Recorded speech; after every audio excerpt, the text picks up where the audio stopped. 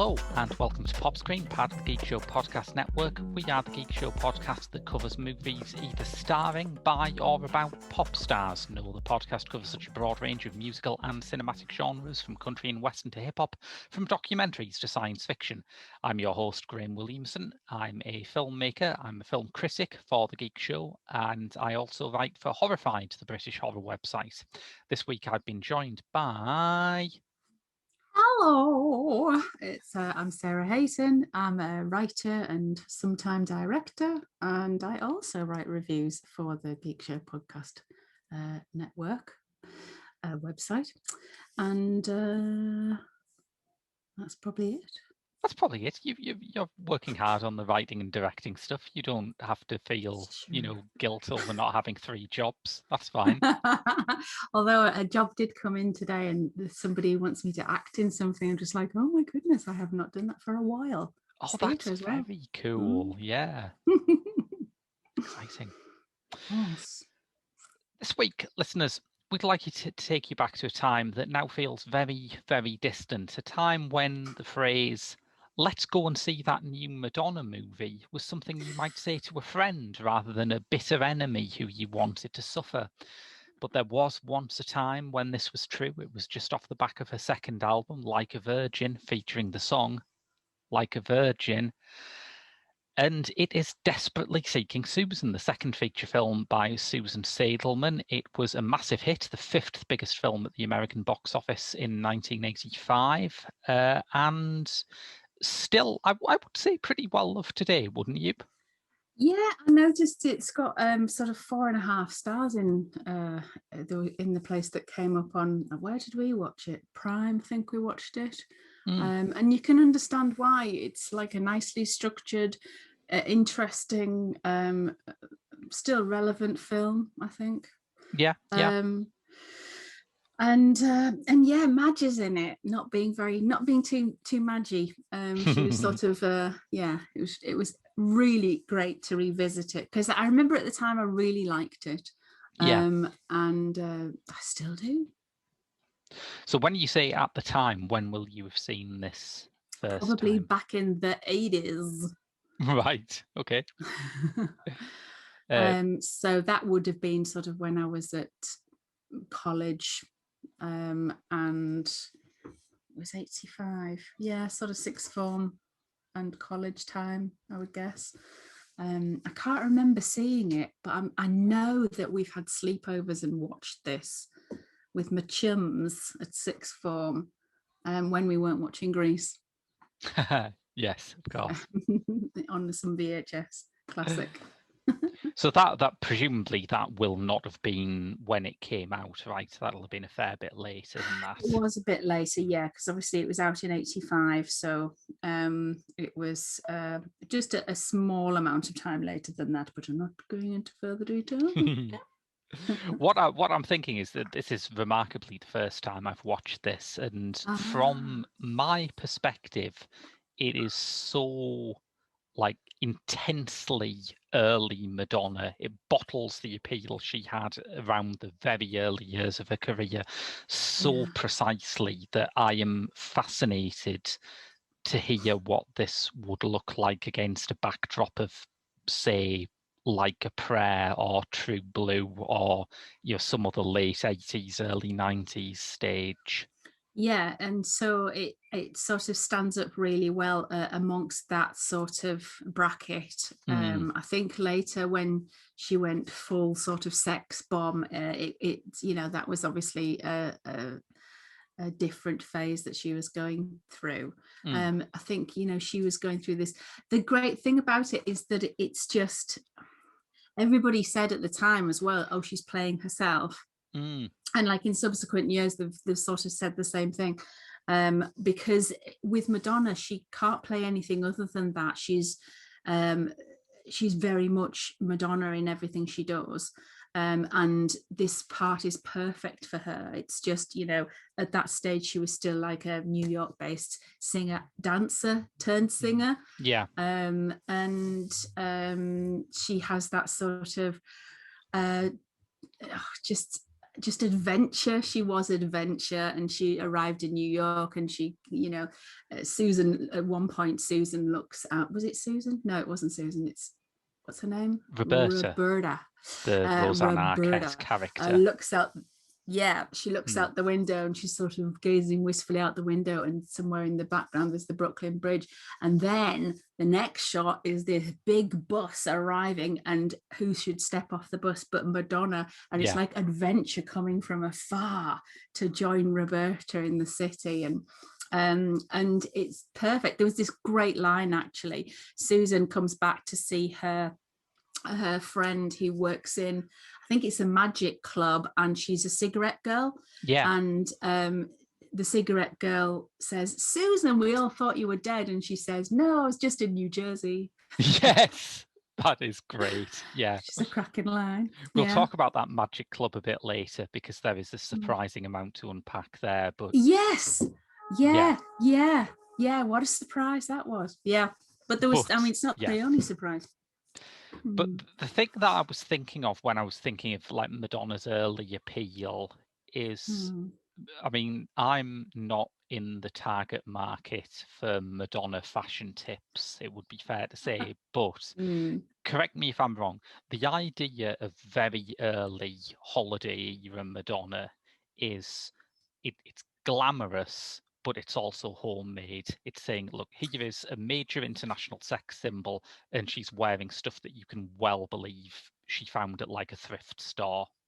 Yeah, absolutely. And in fact, that's what happens in part of the film. She goes into a secondhand clothing store. She tries to negotiate her jacket for the boots. She at the one point, she's sort of walking off subtly with the boots and trying to steal them, because she's like a rebel, and she makes her own rules, and with perfect lipstick the whole time. And there was this idea that she could just sort of, she's putting it together when she's in the toilets, she's lots of pulling some random thing out of her bag and just going, "Oh yeah, I'll put that on." And that was kind of very much her look. It looked like she wasn't afraid to wear her underwear on the outside, and that makes her sound like Superman, but no. It's she was cross-dressing as well, if you think about it, because she was wearing the shorts and the shirt of her lover, and she just went out in that. But yeah, so she actually, you feel like she's just sort of fallen out of bed, and she's got a vest on, and she's got these sort of fishnet stockings with the garter belt on top, suspender belt on top, and she puts on the guy's shirt, and that's his shirt and shorts that she's wearing, and she puts the shirt on, and that's how she distinguishes between lying around in bed clothes and going out clothes. So that's what she wears. The fact was, nobody dressed like that at the time. I mean, I wasn't living in New York, I was living in Northeast England, so certainly nobody where I lived was wearing anything remotely like that until Madonna was everywhere, and then everybody was wearing the fishnet gloves and the crucifixes and all the so there was this idea of she would invent herself as she went along, and that was an inspiring idea. I think prior to that, in pop, I don't know, that was sort of the realm of constructed kind of glamour, right? It's about an unattainable kind of glamour. And I think you have to have quite a forceful personality to push that through, because I mean, other pop stars at the time, I guess Debbie Gibson, Hello? Not I'd love to hear you Debbie McGee sing Rapture. I think it would be great. It would be awesome. Yeah, Blondie, obviously, she's quite a strong personality as well, and they would put together their own looks, and that was very much like a New York feel.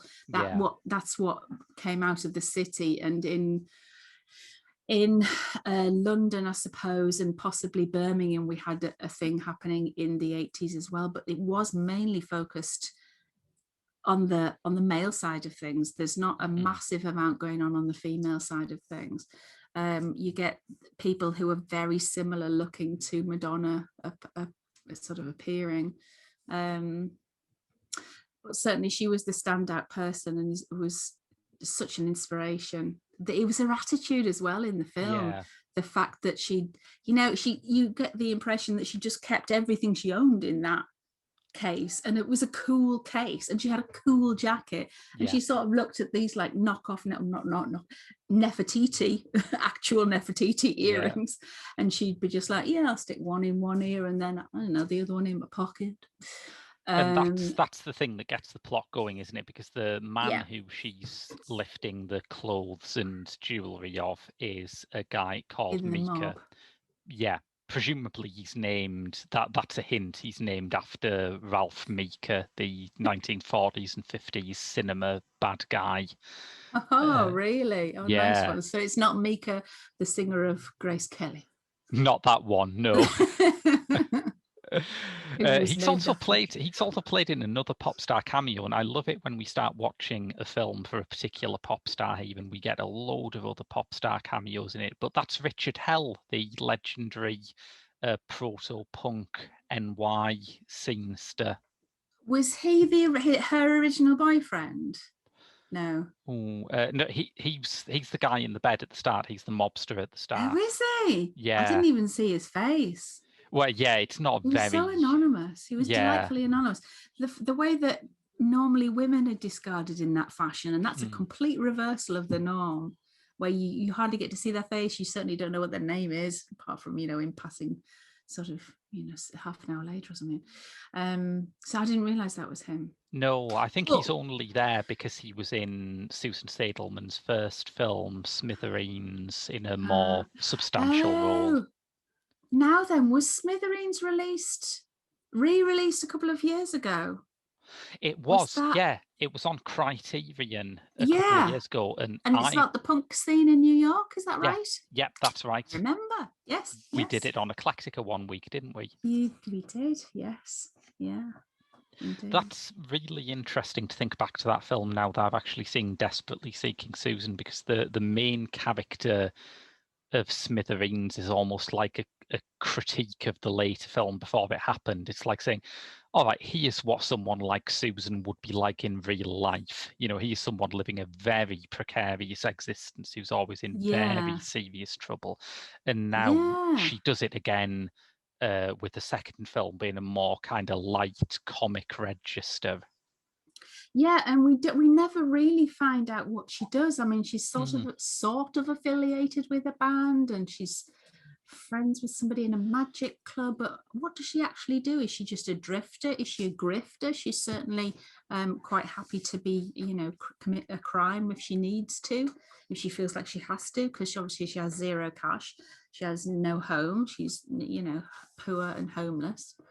We don't even find out her surname. There's a bit towards the end of the film where we see her and Roberta named in a newspaper article, and Roberta has a full name written out, and then it's just "and Susan." Yeah, well spotted. But I think that is part of why this role works for Madonna in ways that her later roles didn't, because even in her singing career, Madonna's main suit is not likability. And, I don't mean that in a harsh way. I think you can actually have a really good pop career and not be particularly likable. Her suit was always attitude, rather than likability. Yeah, if you want likable, go to Dorothy Gibson. What the hell? Debbie Gibson. It was Dorothy Gibson. What's going on with her? I think she was in Blondie around the same time as Debbie McGee. This is a girl group forming before our eyes. But yeah, it's true. So, that's not a hindrance to her in pop, but it was a hindrance to her when she started playing lead roles in films, and you have to do something to get the audience on side. Whereas with Susan, I mean, she is likable, she is charismatic, she is interesting, but the main character is Roberta, and almost everything at least, that we see of Susan is something we're seeing through Roberta's eyes. And so it allows Madonna to play an object of fascination at the time when she was becoming an object of fascination for the entire Western world. definitely. There's always this idea that whatever your idea of Madonna is, it's correct. She's kind of malleable in that way because she reinvented herself constantly, and you were always sort of left thinking, who is the real Madonna, which is kind of a more mainstream structuring device. I don't know whether anybody, I mean, who sort of stays the same person all the time, but she just sort of was able to monetize that. Yeah, I think one use it as a thing marketing it's idea. sort of passed away from pop music discourse now, but this idea that if you change genre a lot, there should be a real you that is underpinning everything else and that we can see. You know, I remember that it's just the ink that was spilled trying to work out if Beck meant it or not in the 90s was really weird to me. It's like, why do you want Devil's Haircut to be a tender confessional from the bottom of a man's soul? How would that improve the song? I don't know. I remember getting that album and just thinking, this is excellent. I have not heard anything like this before in my life. Absolutely. Yeah, I adore Beck, but that another topic for another pop screen, maybe. Sure. Yeah. Sure. Madonna's reinvention was always very theatrical, and I don't think, you know, again, she got a lot of that who is the real Madonna, and as you say, I think it's bizarrely beside the point. I think when you maybe there is an element to early Madonna where that's the real Madonna, where, you know, the headstrong woman who hustled her way into pop stardom, that is actually who she is. But by the time you get up to something like Erotica, I don't think it's the point of the music at all. No, I think they're sort of quite disparate at that point. And it's almost like kind of a cynical 90s vibe about it, and which fits in with the period completely. But we're back in the 80s, and there's lots of 80s symbols that, you know, crop up in this film authentically that would be sort of rammed into a vintage, oh no, not a vintage, a sort of a period film set in the 80s, like The Flock of Seagulls haircut. Yes, which is obviously always going to be the bit up here and the bit down here, and everybody at that club who, you know, seemed to have been imported in from Camden, but also, you know, this was New York at the period, so I guess, you know, that exactly that person would be like a blend of, there was some punky characters, there were also some new romantic characters, and there was some obviously transvestite characters, I would say, not transgender but transvestite, before transgender was more a thing. And I think that bleeds through to the film's soundtrack as well, because one thing that really bothers me in films that are set in a previous time period is that everyone, no matter who they are or what type of character they are, is always listening to that week's top 10. Whereas you've got this kind of blended 80s in Desperately Seeking Susan. Yes, there is some 80s music. There's some Madonna music, of course, but people are also still listening to Iggy Pop and the Marvelettes and Aretha Franklin as well. And Aretha Franklin, what was it at the beginning?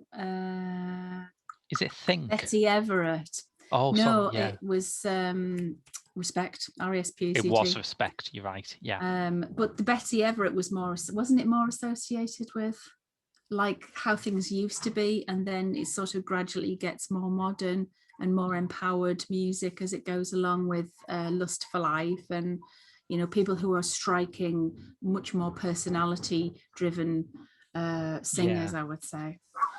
But what was I going to say? Oh yeah, that is true. If you make a film that's set in the 80s, you've got to have the pastel colors, and somebody has to be sort of fake Madonna, and there'll be somebody, like, I'm thinking of The Wedding Singer, which is Adam Sandler and Drew Barrymore. And I love that film, even though it's Adam Sandler. And it's not, you know, uncut gems. It's still good, and loads of people are in it, like John Lovitz is in it, and Steve Buscemi's in it randomly. Mate, but well, if you've steered us onto the topic of unexpected celebrity appearances. Well, funny, I should mention that. Yeah. Head on because up. the MC at that magic club we mentioned is John bloody Turturro. John Turturro, literally the very man. The Jesus. The Jesus, yes. Yeah, amazing. There's a few ones like that. I think I've assigned him the right. He was only on for like a few seconds at a time, really. Yeah. But even in that, he has this nuanced, layered performance. You can see why Spike Lee would see this or some other bit part he'd done and think, yeah, that's the guy I want for Do the Right Thing. Yeah, cool. But there's another one. There's earlier on, I think there's a scene where I think Roberta is at a party. No, it's not the party one. It's the street vendor. The street vendor where Roberta wrecks his stall. With the hat and the glasses. Giancarlo Esposito. Is it? Yeah. Right. Because in that's where's that sequence? Oh, I think the sequence I was thinking of was it's a party and it's Roberta and she's so bland and everybody the shot opens on this horrible nighty like dress and it's just basically it's a wrap over dress but it's like a sleeping bag or something and everybody's in pastel and this is obviously the latest thing in sort of the higher the richer belt of New York and everybody's wearing these awful things and it's like an old folks home kind of outfits that everybody's wearing but this is a bland party and I think it's based I don't know what it's Roberta's birthday isn't it? It is. Or is it Gary's birthday? And she's what was I going to say? Star cameos. Oh yeah, star cameo. But also Gary makes it about him, Kelsey Prouse, by saying, "Oh yes, I've got this advert on the telly," and he sort of goes into his telly. But the guy he's talking to is none other than comedian Stephen Wright, he of the one-liners. So I used to love him. He used to, be regularly a guest star on like chat shows in the 80s. So he would sometimes be on Wogan or sometimes he'd maybe feature on Kelly Monteith or something. And yeah, that was a surprise. And he's very much every inch that persona in the film. So it's just like, oh my God, that's him. I mean, even the guy who, and I don't even know this guy's name, but the guy who is the henchman of the mob boss, he plays that role in so many things. He always is like edgy, psychopath, crazy blonde guy. Yeah, who is that guy? I don't know who that is. I don't think it is Will Patton. No, I can't remember who it is.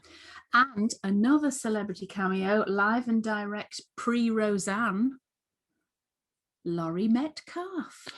Oh, of course. Pre-Ladybird, way before Ladybird. Yes. And playing that excellent character. She does, eking out all the comedy out of her character because that's who she is. She's a great actor. Absolutely, yeah. There's one other small appearance I want to talk about just because it's the most 80s New York thing I can think of.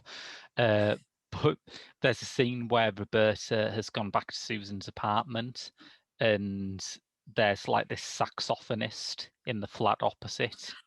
Yes, I would laughed out loud at that bit. Do you know who that is, mind? That's John Lurie, the jazz musician and Jim Jarmusch regular. Yeah. Oh my goodness. What it immediately reminded me of, and I was just barely laughing out loud. I thought it was the SNL sketch Sergio come to life, which is it's so hilarious, that sketch. I love it. I had to show Kirsten afterwards, and it was the idea is the chap's walking down the street and he accidentally snaps a sacred artifact that a beggar man is using, and he puts a curse on him, and he's just like, oh, that's weird. I'm getting on with my life as a busy businessman in the 80s. And then suddenly things would go wrong, and Sergio would appear, and Sergio is John Hamm dressed up in kind of like a wife beater vest and playing an extreme raw 80s saxophone, just leaping out of walls and appearing.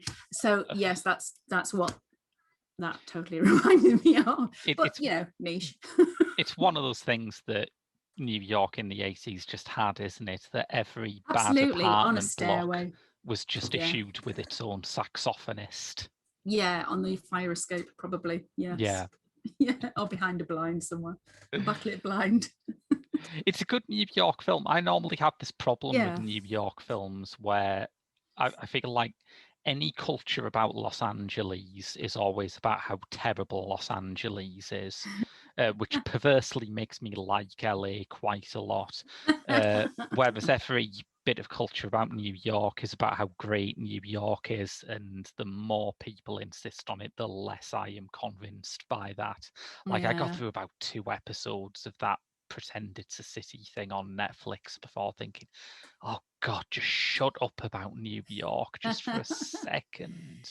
I guess that makes kind of sense in the context of New York as a city. It's the destination for people fleeing lots of bad things. So they had to kind of pretty much engage with the East Coast city in like almost like a savior-like feel. Of freedom from tyranny or wherever the poverty, wherever they'd come from. Whereas LA's never had that. Obviously, opposite coast, people sort of amble over there sometimes. LA, the best summary of LA in popular culture is Robert Downey Jr.'s line in Kiss Kiss Bang Bang, where he says that LA is what happens if you just tipped America up at the East Coast and shook it, and all the normal people managed to hold on and all the freaks just fell to the end. Yeah, it's an unusual place. It doesn't have that hard edge that New York has. New York always has this edge of having to be tough and carapaced against danger. But again, if you are in a new place, 8 million people, however many of them are immigrants, however many of them are saxophonists. So many saxophonists, and you've got to sort of put walls up against that saxophone hell. So Roberta ends up in Susan's apartment because of a plot element that I think is maybe the divisive thing about this, because she's been following Susan around for a while. She's been watching her. She found out about her through, and if this doesn't date the film, nothing does, not even the flock of seagulls thing. She was fascinated by a personal ad that Susan had put in the local paper. And she goes to find who this extraordinary Susan, who's leaving so many ads, might be. And she ends up banging her head and being mistaken for Susan, including by some very shady characters. And because, of course, this is a movie, one bang of the head causes immediate amnesia. So she does come to believe she's Susan. Yeah. It struck me as having, it reminded me a bit of the funnier moments in Mulholland Drive, where you're watching someone try and work out who they are and how ridiculous that is. I mean, there's a line where, let me just see if I can find the line. Yeah. Where someone asks Roberta, what, did you rob a bank? And she goes, I don't know, maybe. Yeah. There is some great lines in it. Who wrote it? Leora Barish wrote it. Oh man, I didn't know who that was, so I looked up her credits and... Tell me. Well, I mean, you're used to thinking of screenwriters as people who maybe don't have full control over what they do, so their CVs do sometimes end up looking a bit crazy. But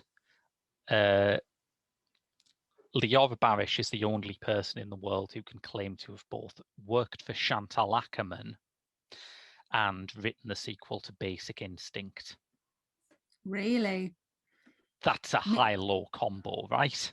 Yeah, that's amazing. What's that called? Mediocre Instinct? The Ackerman film was Golden 80s, which I think was one of the slightly more mainstream things that Ackerman was doing around that time, like Couch in New York. But yeah, Basic Instinct 2, Risk Addiction, what a bizarre film that is. Oh dear. I did watch it once on a bad Did movie evening with friends, and it's, I? you know how every time a character in a film is introduced as a novelist, you know that the prose that they actually come out with is going to be the worst shit that you've ever heard in your life. Yeah. Basic Instinct 2 is like the gold standard of that. Oh Like my God. every single one of Sharon Stone's novels would have E.L. James sat there thinking, oh God, tone it down a bit. In here, there are some choice lines. Like, Yeah. I like that one. Where's that other one? Oh, you know when Gary and Madonna are getting stoned in his house, in his fancy 80s house, and he's just like, oh, you know how at times like all time comes from a single point in the universe, Yes. and Madge is like, nah. It's just this lovely moment. It's just like, no, I'm not going to get sucked into whatever that nonsense is. Like, I'm Madonna. No, I'm going my own way. And that is what Susan is to this film. She is an old-fashioned trickster figure who punctures the pretensions of everyone around her.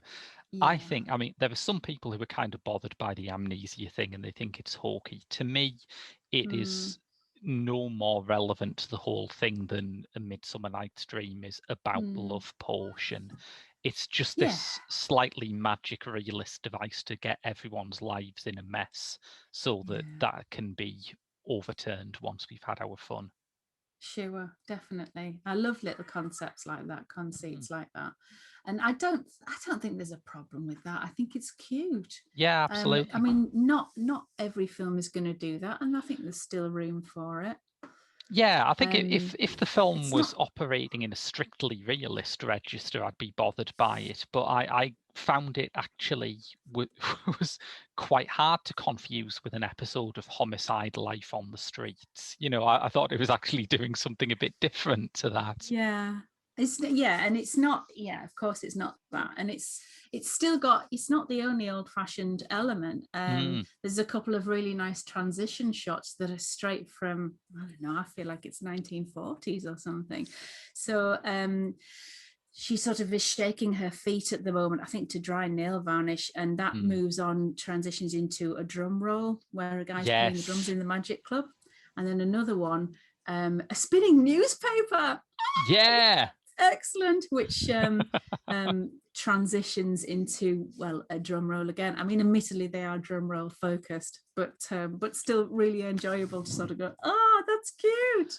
Well, they use that band in the Magic Club as an actual organic part of the score, and there is a moment quite late on where there's a chase in the Magic Club, and the band actually start playing a faster version of their normal song, which I think is brilliant. That's nice. That's like whenever in a film there's something bad that happens, like somebody screaming, or there's a gunshot, or there's something, you know, people are upset.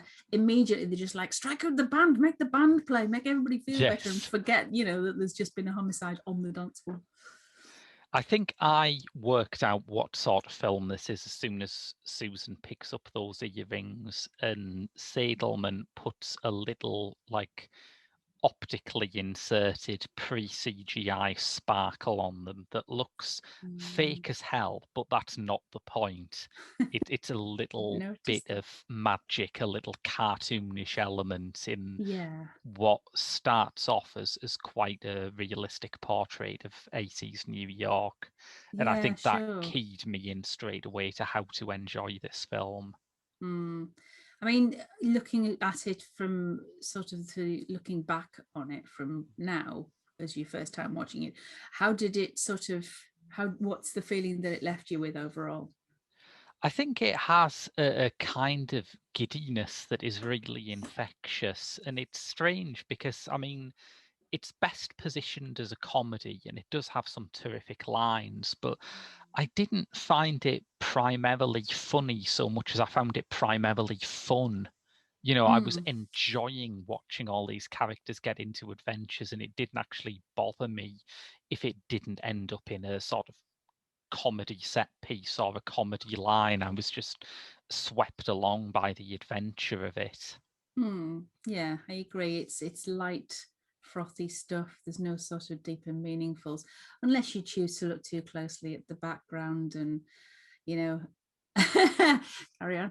You're saying that it would be a bad idea to look deeper into it, but have you heard Seidelman say what the inspiration for this film was?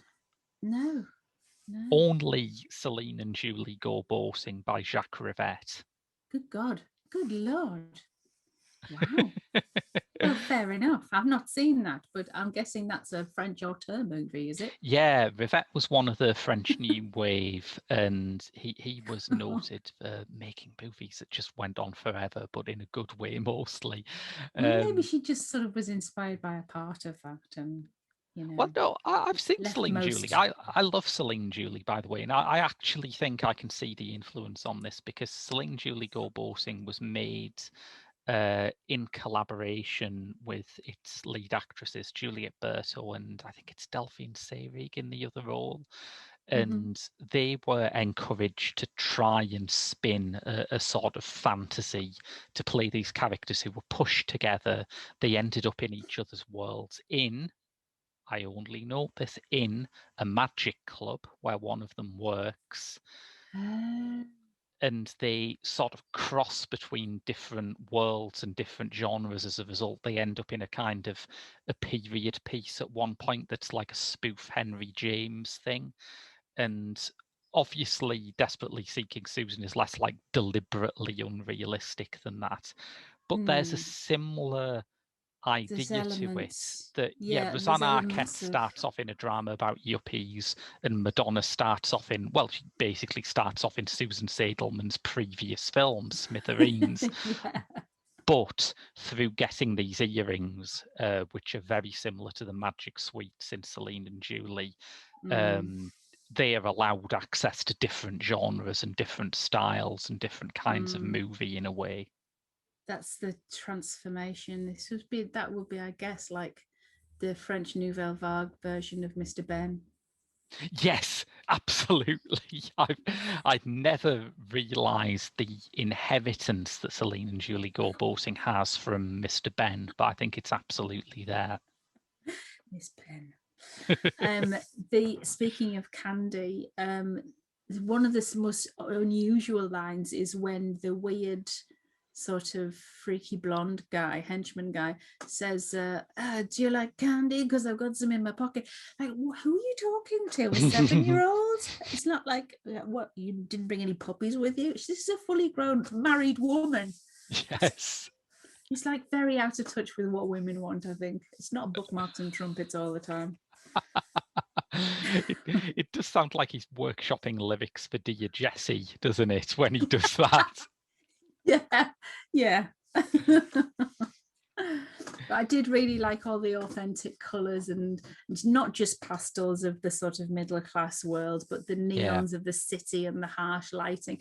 But I loved this drenched scene of the red light, or drenched in green. I thought that was fabulous. I love that anyway. I'm a big fan. So I get saturation.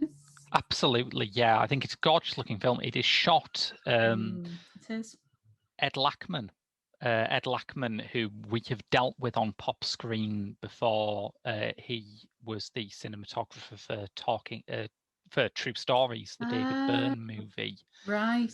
But what a career! What a career he's had, though. He started off as Herzog's regular cameraman in the 70s, and he somehow lived through that. So he ended up for a month, maybe. Maybe, yeah. I can't remember whether I mentioned this in the True Stories podcast, but there's this amazing Herzog shot called Soufrier, where he goes to a volcanic island just as it's about to erupt.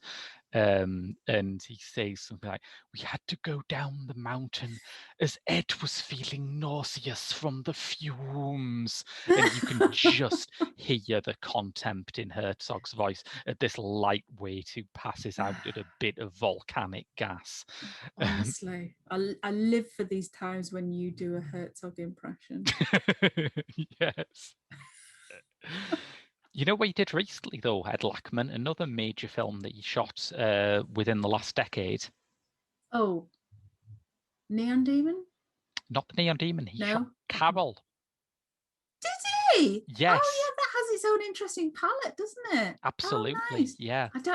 I'm struggling to age him. I guess he'd be in his 60s, 70s by now, maybe. It's a good point. Yeah. How old is Ed Lachman? Let me see. He was. Oh wow. Yeah, he's a real veteran. He's 73. Yeah, that makes sense. Cool. But yeah, what a CV.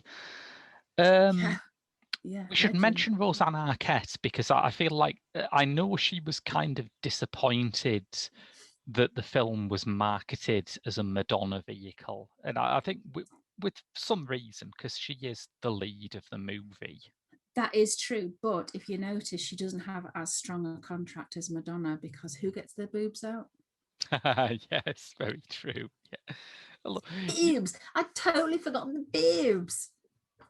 You say that, but would Madonna necessarily have a no nudity clause in her contract? Like, I think she would at that stage. Yeah, maybe it didn't really yeah. start happening until later. And and she sang about being a virgin, but she didn't really do much. She did bits and bobs of underwear, like wearing the basques and everything, but that was as far as it went at the time. Yeah, fair point. So maybe she did have a stronger lawyer, or she is a stronger personality, I feel, than Arquette, I would guess. I would say so, yeah. I mean, this must be pretty early in Rosanna Arquette's career, because she was still getting a lot of ingenue roles at the time. And I suppose probably part of why this appealed to her was because she's playing a housewife, which is and a housewife who is the lead of the story as well, rather than just playing a hero's girlfriend. It is both more mature and a bigger part. It is. She has some growing to do and maturing, and it is kind of a nice woman-centric movie. But the surrounding characters are the males who sort of put the women into various scrapes, like the magician, even the magician, you have to wear this wig and you have to wear this costume. And it's the same with Rosanna Arquette's character. You have to, in order to be this person, you have to wear these awful pastel frocks. And that's her freedom when she gets to wear this incredibly cool jacket with a triangle, a pyramid on the back that Madonna wears. It's her transition. Yeah, I mean, one of the few false notes for me in the movie is that they are very angry at Roberta when she messes up the magic act. And I sort of thought, I'd go and see that magic act. That actually looks better and more entertaining than doing it right. Yeah. It's the Tommy Cooper factor. Yeah, exactly. That's what you do. And I think later on that kind of idea got more developed in some magic acts where the magic just goes wrong. And in fact, right now, and I can't remember where it is it Netflix has something on that is that exact trope. Right. And it's the goes wrong group of people, the play that went wrong, the play that goes wrong. Only this time it's focused in magic, I believe. I can't remember exactly where it is. It could be Prime. I'm not sure. Another thing to say is this film, talking about music, is 3 years after the song by, Toto. And it was alleged to have been about Rosanna Arquette. Really? Yeah, Rosanna. Wow. That's extraordinary. The main person I associate with being romantically fixated on Rosanna Arquette is James Spader in David Cronenberg's Crash. So I'm pleased to have that more wholesome version in my head. Yeah, I think she's very good here. I think there probably isn't really a false note in the cast, is there? I think it's a No, I very don't strong think so. cast. Even like, Gary is a great little character with his hot tub empire, and that sort of reminded me of the hot tub empire run by Rye. What's Rye's name in Ray Winston. No, right, no, that was supposed to be Australian. I did not. Oh, right, okay. What was he called? And it was in Strictly Ballroom. Right, right. And he's drunk and he runs a Sparama, Rise Sparama. And that's what it reminded me of, like adverts from that as well. I like it when you get these sort of local adverts in American movies. Yeah. It's quite a thing. It crops up, fairly regularly, isn't it? It's one of those things, isn't it, where it doesn't happen in this country, but you are so totally familiar with it as a phenomenon from American media, from watching the Mr. Plow episode of The Simpsons or something like that. Yeah. Yeah, Made in America with Ted Danson has one in as well, where he's a car salesman doing his usual shtick. But yeah, I think Rosanna Arquette is good, but I feel like we will have to talk quite a bit about Madonna, where she was at here and why. Would it be fair to say it never really hit as well for her acting-wise again after this, or am I overlooking something? No, I know that she wanted plaudits for Evita, and people were a bit like, well, I don't know whether she's really hit many notes with Evita. And when you see videos like you mentioned it before, actually, Little Like a Prayer, when she's ostensibly playing a role in that of a woman, and then she's telling people like, Jesus, I let him out. And you're just like, yeah, you haven't changed, even though this is not a speaking role for you, it's a video. And it's just like, yeah, no, just, it's great when you're playing yourself, but beyond that, maybe don't. I am indebted in my research here to Todd in the Shadows, a major inspiration for pop screen in general, but his video series Cine Madonna, where he watched every single Madonna movie. Wow. I mean, someone's got to.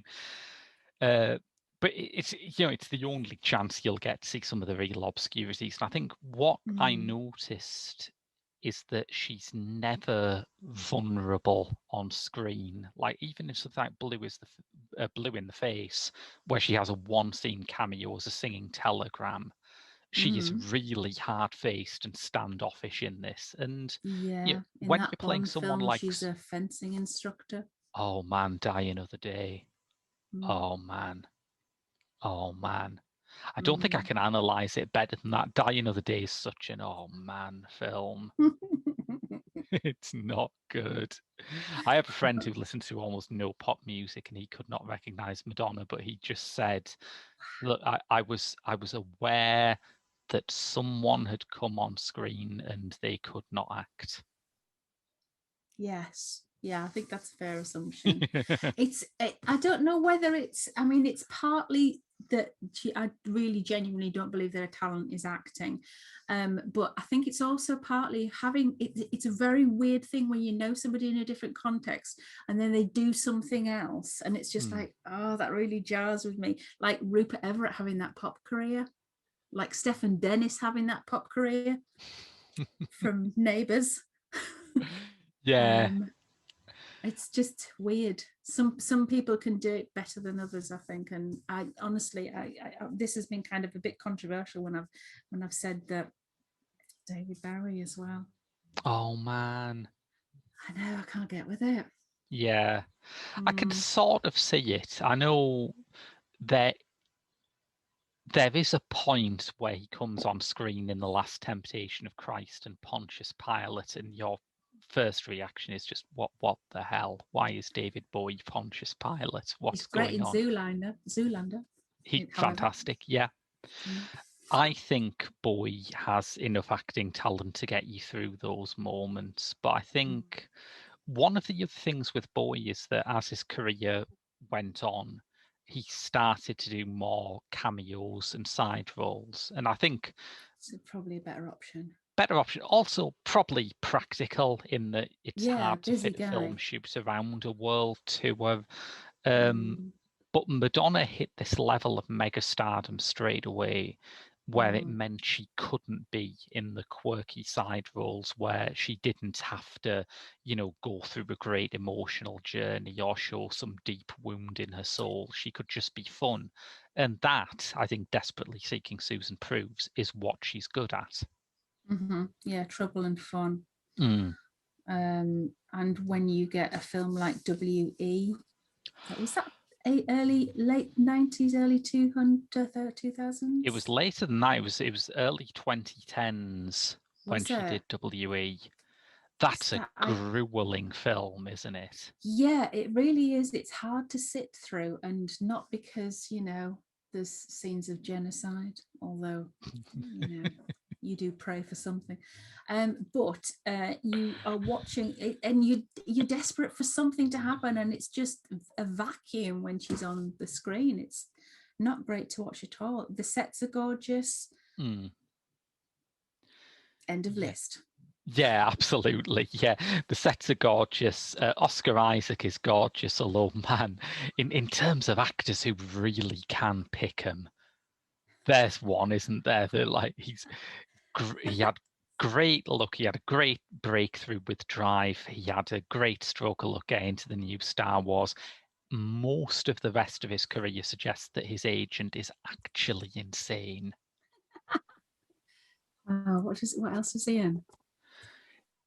What was that thing that he was in a while back where it was one of those multi-stranded dramas, which is always a bad start, I think. Something like Life Itself, and the killer line of it was life itself is the real unreliable narrator. And you think, what's that mean? Sit down and explain to me what you meant when you wrote that. Go on, explain to me how life is an unreliable narrator. I challenge you to do it. But yeah, there's some fun stuff here. Ex Machina is good. Inside Llewyn Davis is good. But I found one. Sucker Punch. Holy Jesus. When you just started intoning deeply, I thought you were paying homage to Adam Driver's cameo in Inside Llewyn Davis. But yes, Sucker Punch, fucking hell. I know. He's been in loads of films. I've not even barely noticed him before. I think he's one of those actors who is, I mean, for all I've ragged on his choices, he's incredibly versatile. It's very easy to watch him in about 7 different things without realizing that it's the same guy.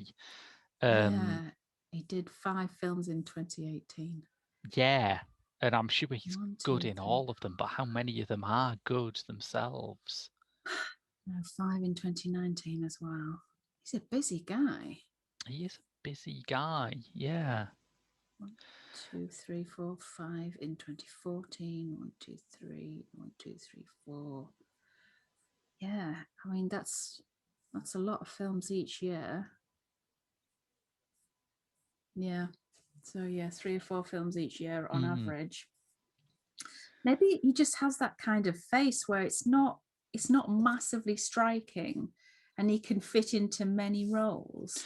Well, I think one thing that I always notice it happening with is generally actors of a sort of Hispanic or Latin or Spanish background, because there is still this thing in Hollywood where they get cast as like the broadest possible variety of ethnicities. I mean, Alfred Molina was the first person I noticed this with. It's very hard to recognize Alfred Molina film by film, because in some of them he is white, in some of them he is Middle Eastern, in some of them he's South American, Yeah, and who's the other guy? Who's the guy on Saturday Night Live who has that faculty as well. He can be Middle Eastern, Spanish. He was in the Sergio videos as the shaman guy. I mean, you'd hope it would be most of them on Saturday Night Live who had that kind of versatility, but no, it isn't. You're quite right. Oh no, okay, no. Who was he? Oh, my memory's shocking today. I do apologize, but yes. Anyway, But yeah, music-wise, we have to mention that this has one of Madonna's all-time bangers on the soundtrack. Yep, Into the Groove. That hits us at 1 hour in. I mean, It keeps you waiting, but it's worth it. It is. It's surprising that it was timed exactly in that way. I think Into the Groove, I might be sort of getting this wrong because I was too young to properly remember this at the time, but it does seem like, looking back on people's reactions to Madonna, that in the very early stages, all of the kind of snobbier end of the critical faculty were like, oh, she's just a pop star. And it was around the time of Into the Groove that people thought, well, say what you want, but this is pretty good. It's a great tune. I might just be thinking that because Into the Groove is, as far as I'm aware, the only Madonna song to have been successfully covered by Sonic Youth. As far as I'm aware, it is. Good cover version, though. Very good. I haven't heard the cover version. Surprisingly good. But yeah, the song is great. Her whole 80s was just strength, wasn't it? You know, absolutely. Culminating in Like a Virgin. Absolutely great. Like a Prayer, sorry. Absolutely gold and stuff. Yeah. How do you feel about 90s Madonna? Well, it just seemed so like corporate and polished and marketed to the nth degree. And she even produced the sex book. One of the maddest things a celebrity has ever done, isn't it? I mean, that's a crazy idea, but she's Madonna. She's just incredibly hardworking. She's headstrong, very on target, very hard work. You know, she just never stops. She's always reinventing. She's always trying new stuff. I love that fact about her, actually. She just isn't afraid. I mean, she was a children's author at one point. Do you remember that phase? Oh God, I hadn't thought about that for years, but I do remember that happening. Was it? Yes. Oh, right, okay. Yes, I think Lourdes was only little. Yeah. I like 90s Madonna very much. I think now that the sort of wreckage of the sex book and all of the like attendant controversies around the time, like her going on David Letterman and being as pervy and inappropriate on stage as David Letterman is generally is backstage, which was a big scandal at the time. Now that all that's cleared up, I think the 90s have quite a lot of her best songs. I think it's amazing that at the time she was being dismissed as just this controversy addict who just made shock music. She was actually putting out stuff like Secret and Human Nature, which are glorious songs. Yeah, Human Nature is excellent. I haven't heard that since that time. She's just like this factory of amazing like tunes that keep coming out. Yeah, and so different from each other. Like you were saying, Dear Jessie, that's not like anything else. Not at all, no. And the Breathless album, that was unusual. It was. That had songs by Stephen Sondheim, didn't it? Which, you know, let's see Debbie Gibson say that. Yeah, it was kind of cheeky. And yes, what was the film that it's from? Dick Tracy. Dick Tracy, that's it. And she had to hang around with bloody Warren Beatty. I know, she seemed to enjoy it at the time, but yeah, I also share your shudder. Yeah. If anybody else could be in a sequel of what's the one where she is an author and there's an ice pick and did she do it and didn't she? Basic Instinct. Yes, thank you. You were talking about that earlier, were you? I was talking about Basic Instinct 2 earlier, yes. Yeah. That's it. If anybody could appear in a V-neck pullover in Basic Instinct 2, it could be Warren Beatty and be similarly. Yes. I thought you were going to suggest Madonna for the sequel to Basic Instinct, but we have seen Madonna in an erotic thriller around that time, and it was not good. It was not good. Dripping candle wax on poor Willem Dafoe's balls. Willem Dafoe, I remember that. Poor of guy. Greater indignity than Lars von Trier has inflicted upon Willem Dafoe. That guy. Ugh. He goes through it for his art. How do they? Yeah, exactly. Art. Oh, how do they get away with it? Honestly, these guys are maniacs. Just put Lars von Trier and the German guy up a fucking volcano. Sorry, I just saw. Excuse-moi. Yeah, and get them to like improvise some shit up there. I would love to know which executive was sat there thinking, all right, we've got Madonna in our hot new erotic thriller. We just need a hunk of a leading man for her to get involved with. I know. Really? You sure? She's a funny old stick. I would watch it if it was Madonna having an affair with Willem Dafoe's character from The Lighthouse. I think that would be a good movie. Yeah, I still need to see that. I love the look of it. I love that Willem Dafoe, you give him this part and any other actor would be like, okay, let's study a New York dialect from the early 1900s. What would this character sound like? And Willem Dafoe, serious actor Willem Dafoe, arguably, I think, the greatest living American actor, gets the script and says, oh, wow, a sea captain. Ha-ha, me hearties. And he just spends the whole film doing that Simpsons voice. And it's glorious. It's the best thing. Oh, in that case, I'm definitely watching it for the comedy value. Well, I remember too, who can go from ethnic role to ethnic role, ethnic role. Fred Armisen. Oh, Fred Armisen, of course. 'Cause there was a time when he was Saturday Night Live's go-to Barack Obama impersonator, and a lot of people were like, oh, is that appropriate? But it's like, well, Fred Armisen has like about 3% of every single ethnicity in his family tree somewhere. So they kind of got away with it. But yeah, it was very odd. Yeah. But yes, I think when we're passing the family tree of former Saturday Night Live stars, that is probably a sign that that's it for this week, isn't it? Right? It's been an enjoyable jaunt. We've had a few meanderings here and there, but it's always fun. Certainly have. Yes, absolutely. Yeah. Don't forget, listeners, if you subscribe to our Patreon, you can get a monthly bonus episode as well as lots of other goodies. You can get our other movie podcast, Director's Lottery, and my Doctor Who reviews, if that interests you.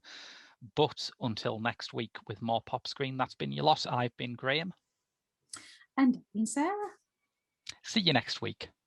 Bye.